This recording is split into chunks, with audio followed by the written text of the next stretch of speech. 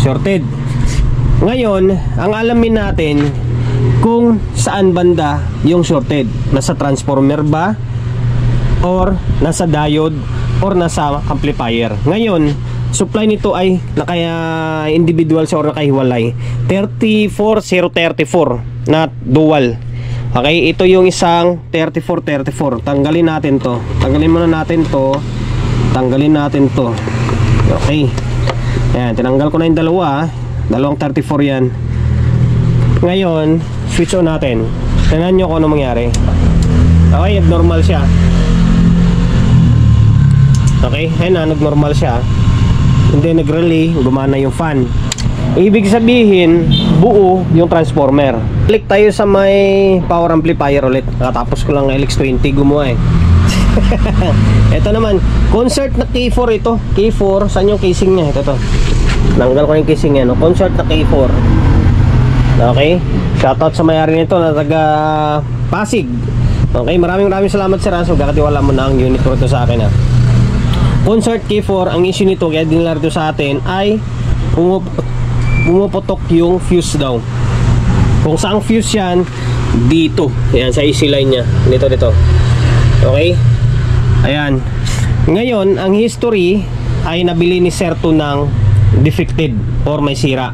Binili niya may sira. Okay? Kung kinuha daw niya is wala daw talaga siyang power as in. Ngayon, pag check daw nila, yung fuse is busted. Yung dito sa likod nga, busted. Ngayon, nilagyan nila ng fuse. Pag plug nila is pumutok ulit. Ibig sabihin may problema yan. Kapag bumigay yung fuse dito, aring ang pinaka problema is ito sa may power supply or transformer nya. Okay, transformer, diode, or yung mga output. Okay, or yung mga output. Ngayon, pag troubleshoot ko nito ay ganito. Gamit tayo ng kuan, siyempre, ng bulb. Ayan o, naka-bulb tayo. And then, nilagyan ko na rin ng fuse ito Ito. May fuse na nakakabit dyan. Ngayon, kapag hindi ka gumamit ng bulb, kapag may shorted, automatic puputok yung fuse. Paulit-ulit lang yan, paulit-ulit hanggang sa mas lalala yung sira. Ngayon, ito, tingnan nyo.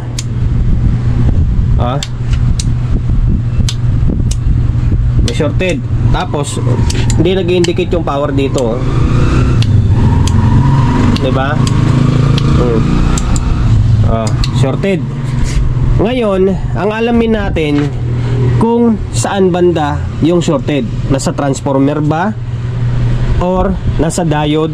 Or nasa amplifier? Ngayon, supply nito ay individual siya or nakahiwalay. 34034 na dual. Okay, ito yung isang 3434. Tanggalin natin to. Tanggalin muna natin to. Tanggalin natin to. Okay. Ayan, tinanggal ko na yung dalawa. Dalawang 34 yan. Ngayon, switch on natin. Tingnan nyo kung ano mangyari. Okay, abnormal siya.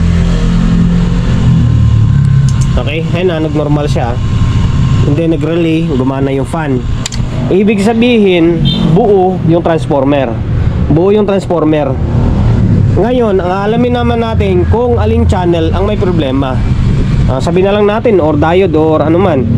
Alamin natin kung saang channel siya. Ngayon, ibabalik natin yung isa muna. Ito muna ikakabit natin sa left side. Yan, left side muna tayo. Dito Dito is nakahang pa rin. Okay? Tingnan natin kung ano mangyari. Meron pa rin siya.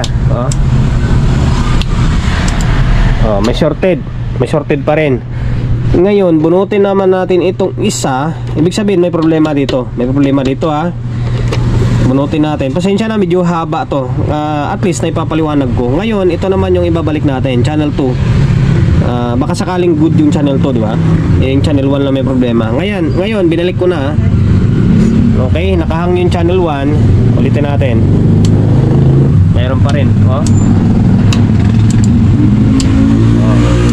Okay, ibig sabihin dalawang channel. Ngayon, malaman naman natin, para malaman natin kung good or bad yung diode or good yung board natin. Ito, balik natin tong dalawang AC line. Okay, balik natin dalawang AC line. Tapos ito naman ay supply naman to, kasi Naka-class AB lang ito eh. Ito, bunutin naman natin tong saan tong channel? Saan yung channel na to? Okay, isang channel bunutin natin. Channel 1 ba to or channel 2? Tanggalin ko to ha. Tinanggal ko na. Ngayon, on natin.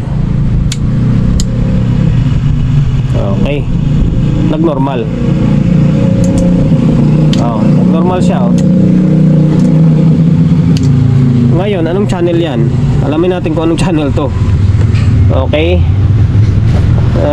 Naka-cable tie siya. Putulin natin. Channel. Oh, ito. Channel 1. Channel 1 ang may problema. Dito na channel na to. Okay. Dito ang may problema. Dito sa channel 2, maaring goods ito. Maaring goods. Ba? Oh. Ulitin natin. Oh, ayan. Nag-normal siya oh. Okay. Ngayon, try natin lagyan ng audio ito kung gagana yung channel 2. Okay, para magpo-focus na lang tayo sa main channel 1. Kabit na ako ng speaker channel 2. Ayan o, channel 2. Tapos, nagkabit na ako ng input, audio input. Ito laptop natin gumagana. Okay. Ayan. Ngayon, nag-normal mode siya. Volume natin. Ayan, may audio siya. May audio.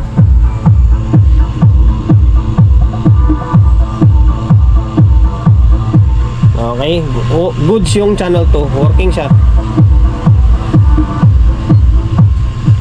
Ngayon, balik tayo dito.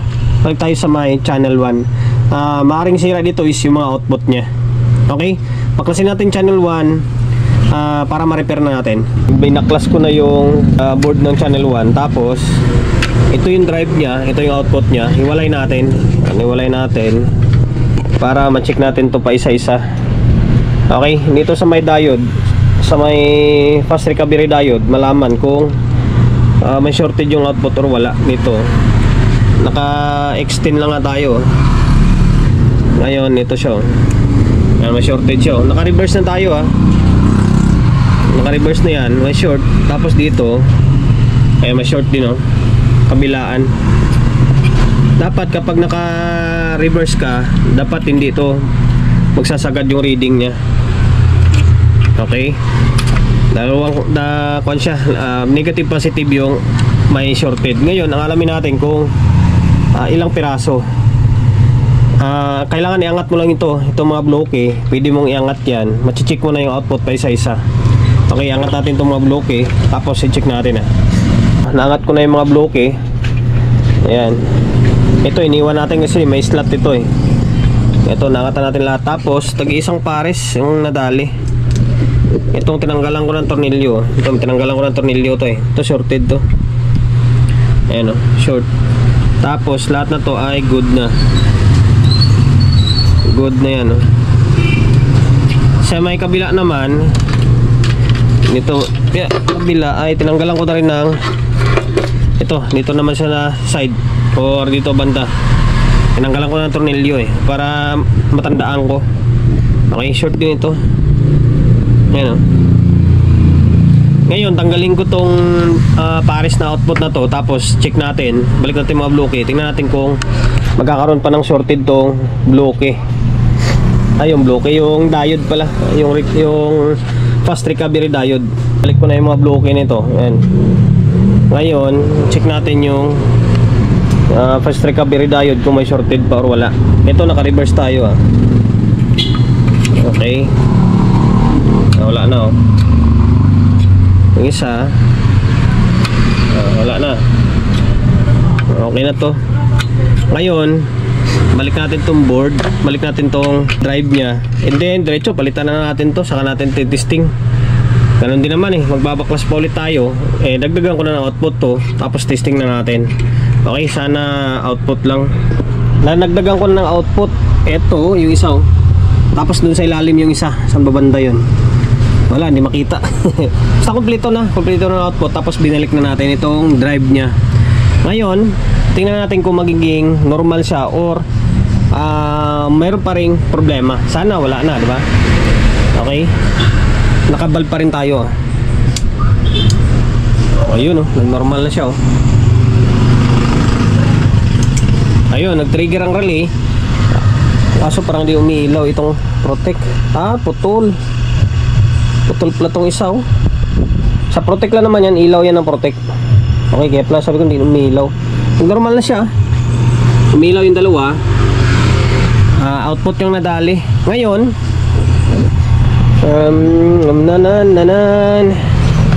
sukatan natin ng bias nga natin kung ano yung bias nito.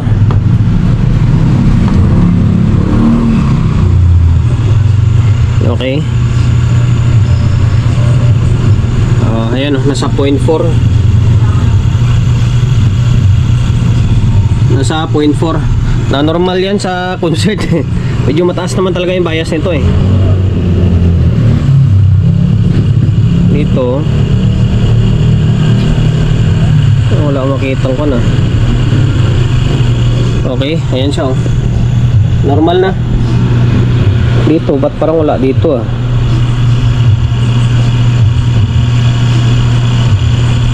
Meron dito, ah. Okay na.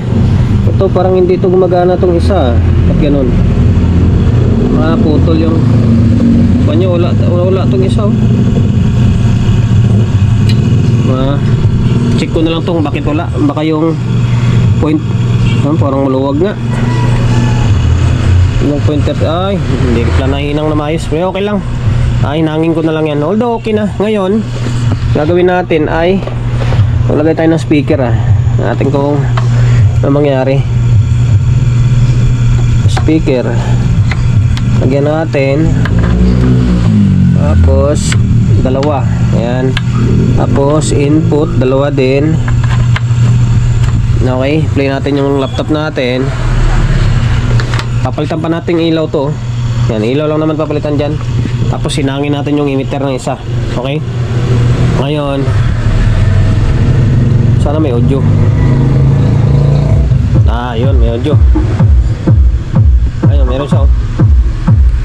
Hindi siya ganun kaliwanag. Okay, meron. Okay, parehas na may audio.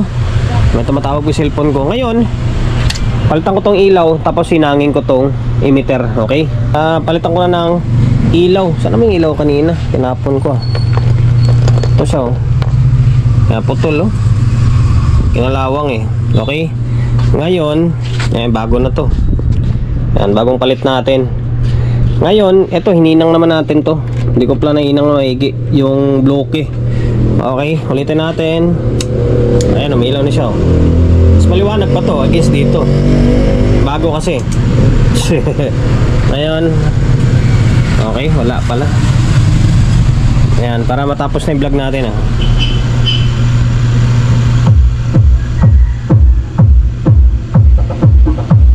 Ayan, dalawa.